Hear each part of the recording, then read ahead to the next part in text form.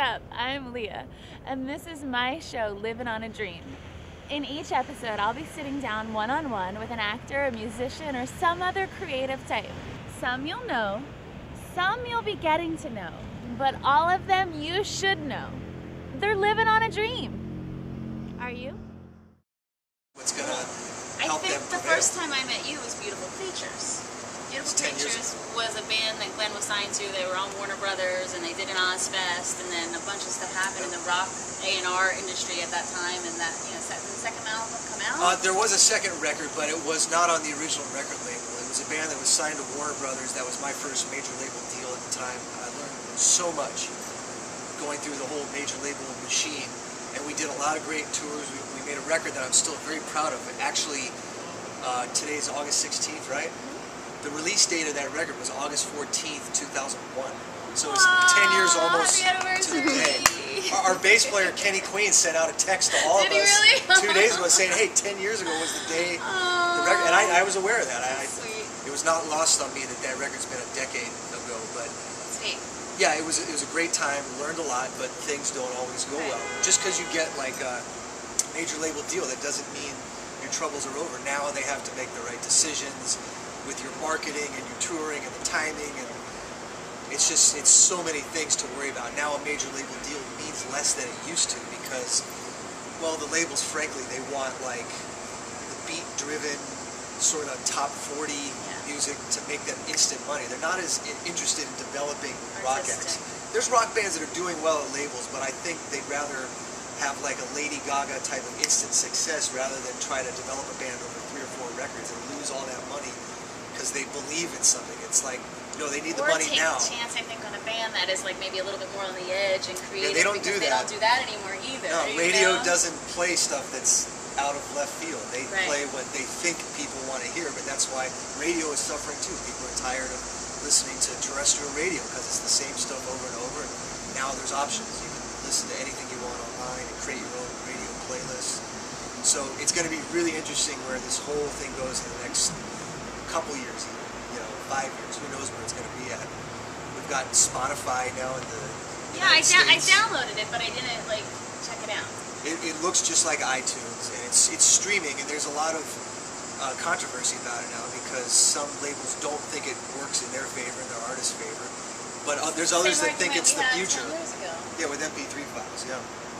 And we went nowhere. Everything just kind of...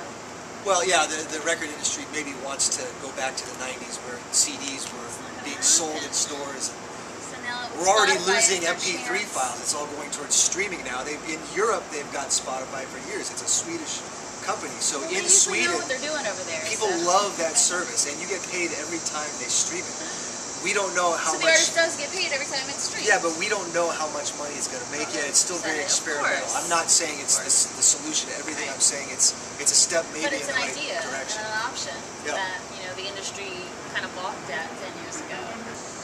So we don't know where it's all going. It's going to be really interesting. I think the live venues are still. I mean, you've been touring for constantly. Like after Beautiful Creatures and whatnot. I think back to the versatility part we were talking about. Glen is the busiest, most consistent, most well-respected drummer I know in my circle of peers in Los Angeles, like hands down. You're sweet. Seriously, hands down. So, what do you attribute that to? I mean, obviously it's, like you said, knowing your stuff and immersing yourself in theory and the masters and all like that, but it's also personality and work ethic and attitude. Yeah, I was going to say work ethic for sure. And then, yeah, it's the hang. People ask me, how do you get gigs? Especially there might be some musicians. Everybody's always saying, why is Glen always do you got get that work? gig? Why is that Glen? That doesn't... The key to getting gigs, of course, your work ethic has to be amazing, but it's the hang. People want to work with their friends. So I get asked that question when I do drum clinics. Someone might ask, how do you get work in whatever city you're in? And I'll answer their question with a question. I'll say, well, how did you get into your first band ever, like when you were in junior high or high school? And usually it's because it was friends of theirs, right? So I tell them that whole thing kind of continues well into your music career. If you choose to do that, it's going to be your friends and your good acquaintances that hook you up with work. And that could be recording sessions or tours or whatever. I've known plenty of talented musicians. They've auditioned for certain gigs, And to me, they've clearly been like the obvious choice. But then I heard like, oh, so-and-so, the main artist, they picked their buddy that they've known for 20 years because they're bringing them along with them. Part of you wants to go, oh, that sucks, you know, but then it's like, right, but the other if I had like, friends, you know, I'd want them yep. to pick me for that, because then you don't have to audition, you know, there are cattle call auditions, but those can be so fickle, and there's so many cooks in the kitchen. It could be like some what kind artists. of cattle call auditions have you gone on? I've auditioned for big artists, but it's been a short list of people. Right. I auditioned for John Fogerty years ago, and there was a short list of guys, so, but at the cattle calls, it could be some new artists on a label, and then there's management people there, and the artists, and someone might say, you know, I didn't like him, I didn't like his shirt, you know, and someone else might say, yeah, you know, we need someone with long hair, you know, it's like they're casting a movie, they're not casting a band, and so the most qualified often don't get the gig, it's all that other stuff. So, but luckily, when you start to work in the business a lot and you meet enough people, you get others calling you saying, hey, are you interested in doing this? If they know that you're going to make them, right. Having a work ethic means you're making people's lives easy. You're coming in prepared, like, you know, if I walk into a rehearsal, I know we have one rehearsal and we've got the gig, well, I'm going to come in knowing that material better than everybody else in the room. When I did the 6 a.m. gig, when they first got that going, that's Nikki Sixx's side band with my old bandmate DJ from Beautiful Creatures. DJ just told Nikki, he said, call Glenn, he will come in knowing these songs better than we do. And that kind of is what happened. We had a quick couple of days to put that first show together. There was a press conference in LA, and we were doing like a half-hour set, and there was all this multimedia stuff going on with screens behind us, so I had to play with the click tracks so everything stays with the backdrop movie, and a lot going on technically. So you got to be on your game, and you have to come in and be professional. And so I was prepared, I did my cheat sheets, and it went really smooth. You do that enough times, people start to say, you know what, I'm going to call that guy because he came in and he just made everyone's life easy. There was no fussing around about it. Well, it's also something, friends of mine, my friend Keith Johnson has this term he calls web of trust. So like in that instance, DJ used his web of trust knowing that I know someone that can do this.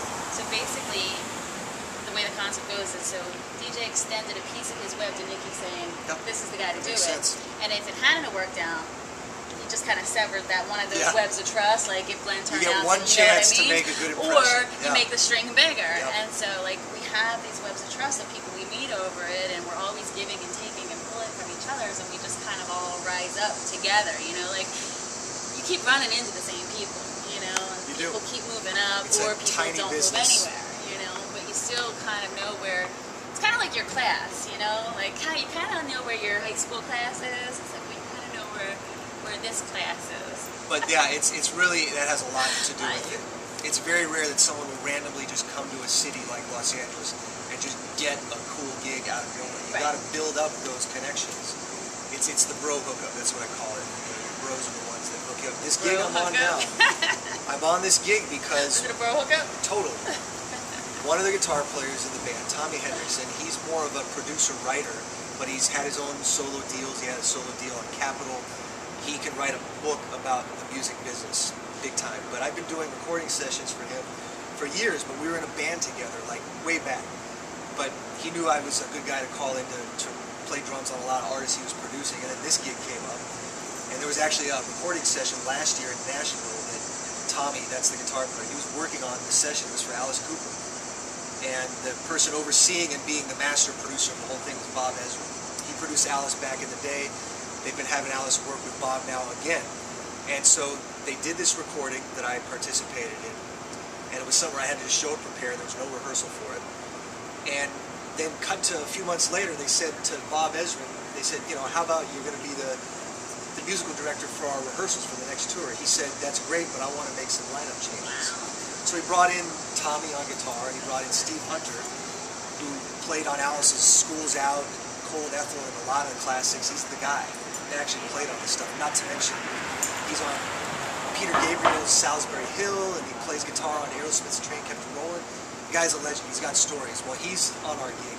Bob brought him in, and he brought me in, because I guess I did a good job. I heard that he's really hard on drummers. So I took it as a challenge to really do well. And I guess I did well enough for him to call me for this gig, but I had one chance to prove myself. That was it. So that's how this happened. No real audition.